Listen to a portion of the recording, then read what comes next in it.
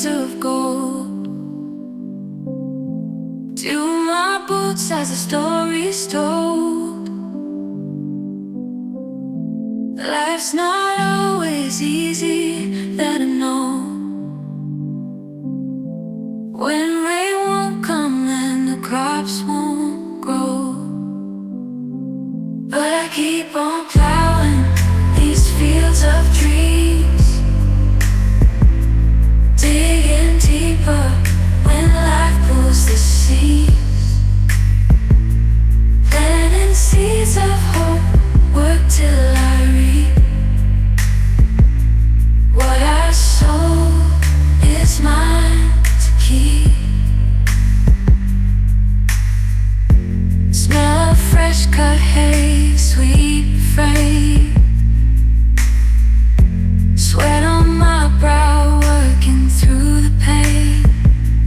When the tractor fails and fences bend, I fix them up, get back on trend.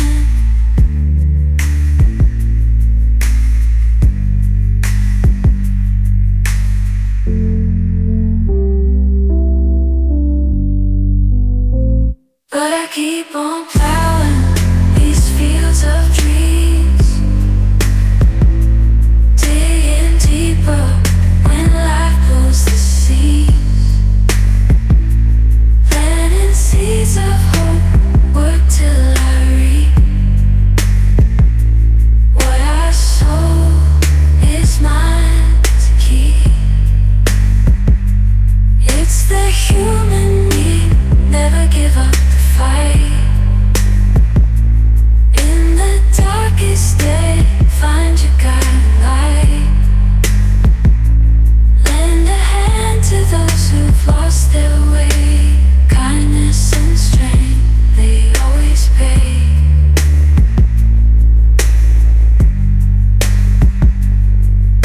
Sun setting now in a watercolor sky. Day is done, but dreams never die. Faith, love, hope, life's truest yield. I'll keep on growing in my heart's home field. But I keep on plowing these fields of dreams, digging deeper when life pulls the seams, planting seeds of hope, work till I reap. What I sow is mine to keep. What I sow is mine to keep. In these endless fields of dreams.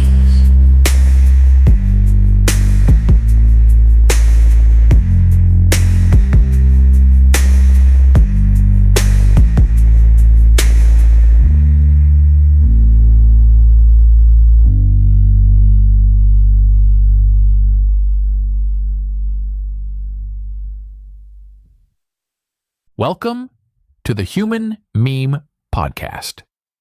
I'm your everlasting host, AI David Bowles, and today, along with our crackbot AI research team, we have constructed these ideas for you to consider. Voting in fascism. Why democracy dies and guns decide. You can vote in fascism, but you have to use guns to get rid of it. That sentence snaps like a whip in the wind, doesn't it? A curious proposition, both bitter and blistering.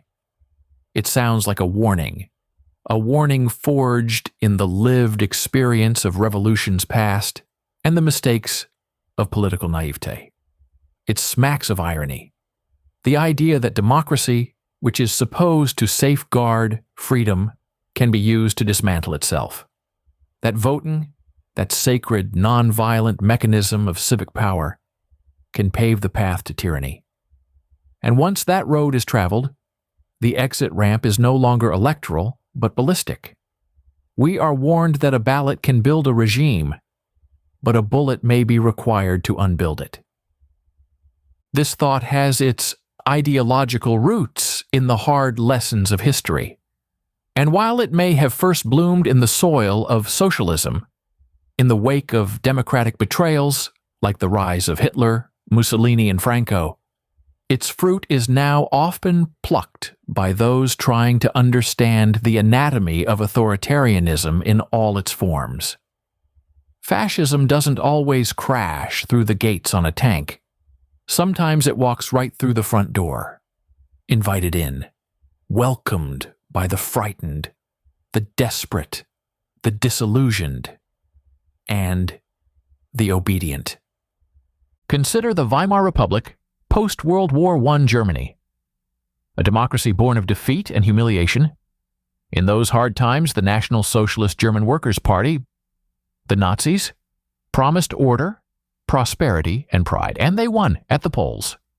Hitler became chancellor through legal electoral means, and when the Reichstag burned, democracy burned with it. The Enabling Act turned the vote into a noose. Fascism didn't seize power with a coup. It inherited power with paperwork. The guns came later, but not to remove the regime. They came to enforce it. So yes, this warning that you voted in but have to shoot it out carries the ache of historic truth. It's not a call to arms. It's an obituary for political innocence. It's a reminder that systems are only as strong as the people defending them, and that authoritarianism is not always an outside invader. It often grows from within, watered by fear, fertilized by myth, harvested by propaganda. Over time, this sentiment has shifted depending on who's holding the gun and who's counting the votes. Some claim this aphorism as a revolutionary cry, the oppressed against the oppressors. Others, more disturbingly, have twisted it to justify violent rebellion against liberal democracy itself. The January 6th insurrection in the United States was, to some, exactly that kind of perversion. People who believed they were fighting tyranny were, in fact, attacking the very apparatus designed to keep tyranny in check. They voted in the demagogue. When his lies couldn't hold, they turned to violence. They brought the guns, not to restore democracy, but to deny it. This is the danger that once violence enters politics, it is nearly impossible to evict. The line between revolutionary and terrorist is not written in stone. It's written by the victor, and often in blood.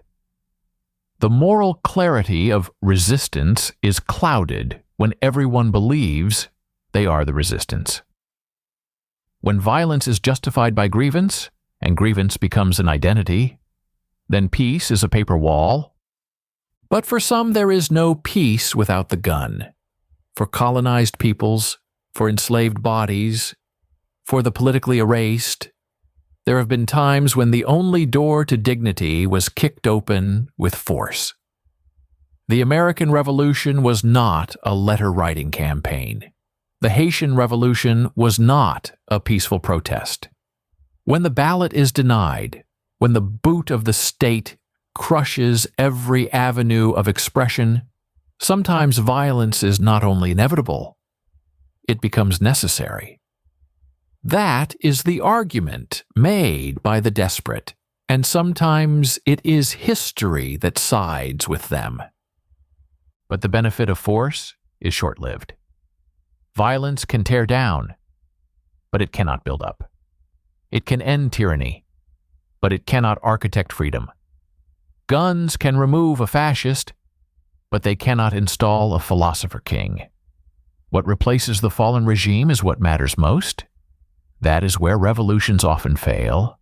The guillotine comes before the Constitution, the rifle before the reparations. And once power is taken by the gun, it rarely gives way again to the vote without another fight. So when, then, does violence reset the world not to what it was, but to what it should be? That answer lives in the realm of myth, in stories, in romanticized revolutions and whispered promises, in dreams of perfect justice.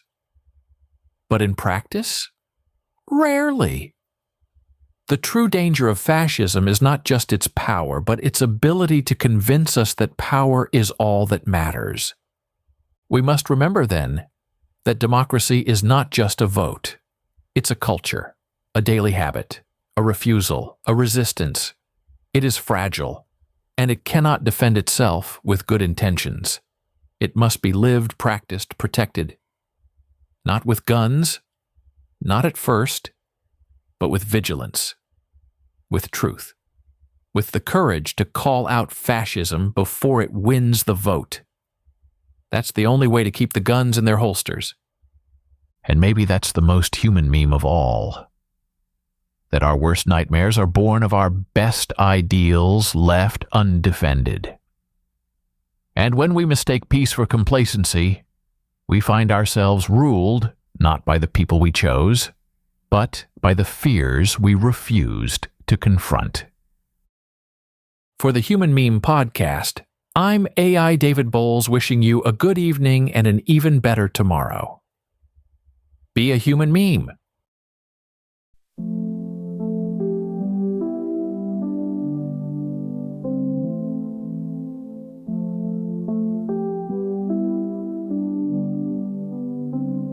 Sunrise is high over fields of gold.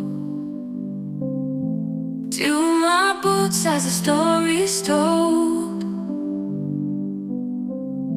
Life's not always easy, that I know.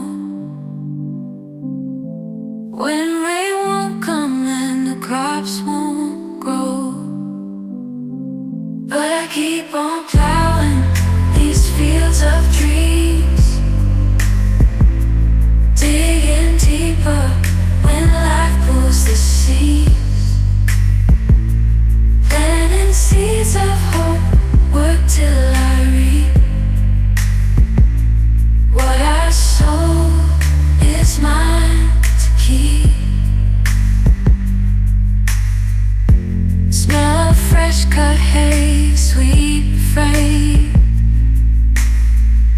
Sweat on my brow, working through the pain. When the tractor fails and fences bend, I fix them up, get back on trend.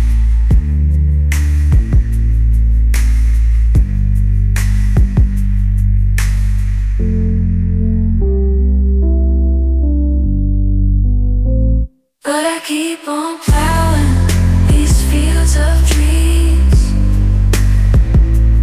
digging deeper when life pulls the seams, planting seeds of hope, work till I reap.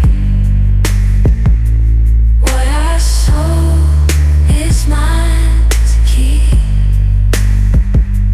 It's the human need, never give up the fight. In the darkest day, find your guiding light. Lend a hand to those who've lost their way. Kindness and strength, they always pay.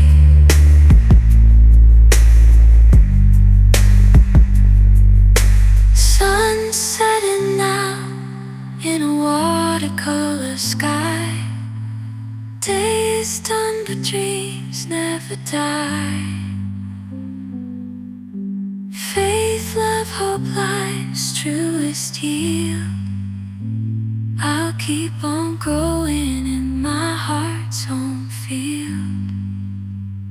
But I keep on